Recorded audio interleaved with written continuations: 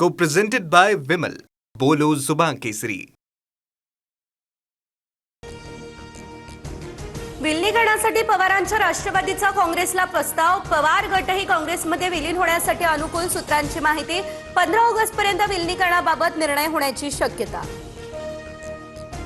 पवारांच्या राष्ट्रवादीने काँग्रेससोबत विलीनीकरणाच्या चर्चा सर्व फेटाळून लावल्या.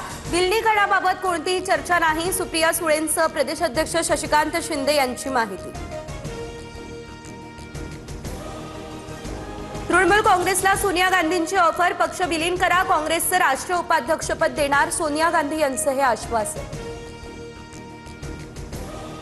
नाना पटोलेंना काँग्रेस हायकमांडने तातडीने दिल्लीला बोलावलं. हायकमांडच्या मनात काय हे अद्यापही कळालेलं नाही. नाना पटोले यांचीही माहिती.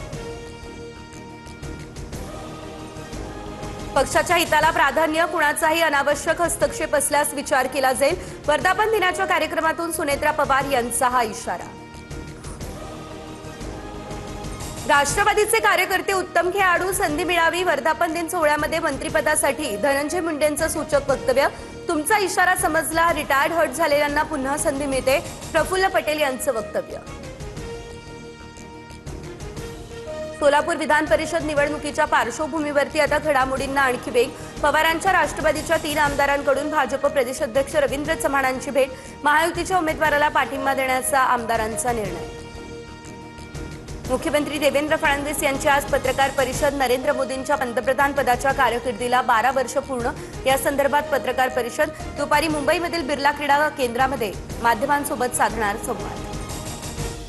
रोहित पवारांचं आजपासून पंढरपूरमध्ये अन्नत्याग आंदोलन. कर्जमाफीतील जाचक अटींविरोधात आक्रमक पवित्रा. पंढरपूरमध्ये अधिक मासाच्या गर्दीमुळे लोकांची गैरसोय होणार. रोहित पवारांनी आंदोलनाबाबत विचार करावा. सोलापूर जिल्हाधिकाऱ्यांचं हे पत्र. नाशिकमध्ये भाजप बंडखोर गोकुळ गीतेंची विधान परिषद निवडणुकीतून माघार. महाजन आणि सामंतांची शिष्टाई पळाला तर जळगावमधीलही तिढा सुटण्याची शक्यता. वरिष्ठ नेत्यांसोबत चर्चा करून भूमिका स्पष्ट करणार. रेश्मा काळे यांचीही प्रतिक्रिया. जळगाव विधान परिषद निवडणुकीच्या पार्श्वभूमीवर रात्री उशिरापर्यंत भाजपचे खलबतं. मंत्री गिरीश महाजन यांच्याकडून आमदार आणि पदाधिकाऱ्यांसोबत आढावा बैठक. शिंदे सेनेच्या बंडखोर उमेदवार रेश्मा काळेंबाबत बैठकीत चर्चा. नाशिकनंतर जळगाव विधान परिषदेचा तिढा सुटण्याची शक्यता. वरिष्ठ नेत्यांसोबत चर्चा करून भूमिका स्पष्ट करू. रेश्मा काळेंची प्रतिक्रिया. मात्र नगरसेवकांच्या भेटी घेऊन प्रचार सुरू. पुण्यात अभिजित दिपकेंच्या नेतृत्वात कॉक्रोच जनता पार्टीचं आंदोलन. केंद्रीय शिक्षण मंत्री धर्मेंद्र प्रधान यांच्या राजीनाम्याची मागणी. 20 जून रोजी पुन्हा दिल्लीमध्ये आणखी मोठं आंदोलन छेडणार असा दिपकेंचा इशारा. अकोल्याच्या अकोटमध्ये युरिया खतासाठी संघर्ष कायम. तर पहाटे 3 पासून शेतकरी कृषी केंद्राबाहेर. 2 दिवसांपासून अकोटमध्ये युरिया खरेदीसाठी शेतकऱ्यांचे आतोनात हाल. नाशिकच्या तपोवनमधील वृक्षतोड प्रकरणी आज मुंबई उच्च न्यायालयामध्ये सुनावणी. मनसे शहर अध्यक्ष नितीन पंडित यांच्याकडून याचिका दाखल. याचिकाकर्त्यांच्या अंतरिम अर्जावरती महानगरपालिका प्रतिज्ञापत्र सादर न करता कोर्टाची दिशाभूल करत असल्याचा आरोप. पुणेकरांना सोमवारपासून 1 दिवस आड पाणीपुरवठा. यंदा पाऊस कमी होण्याचा अंदाज, त्यामुळे पाणी कपातीचा निर्णय. पालिकेकडून वॉशिंग सेंटर आणि जलतरण तलावावर बंदी. मध्य रेल्वेवर आज आणि उद्या मध्यरात्री विशेष वाहतूक आणि वीजपुरवठा ब्लॉक. शिव रेल्वे स्थानकाजवळच्या उड्डाणपुलाच्या तुळ्या उभारण्याचं काम होणार. माटुंगा ते कुर्ला दरम्यानच्या लोकल सेवेवर परिणाम.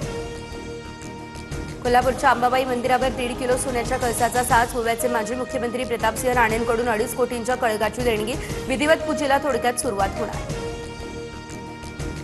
स्टँडअप कॉमेडियन प्रणित मोरेवर महाराष्ट्र सायबरकडून गुन्हा दाखल. महिलांबाबत अवमानकारक कंटेंट प्रसारित केल्याचा आरोप.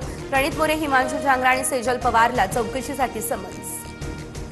इराणवरील हल्ले थांबवण्याचे. Co-presented by Vimal. बोलो जुबान केसरी.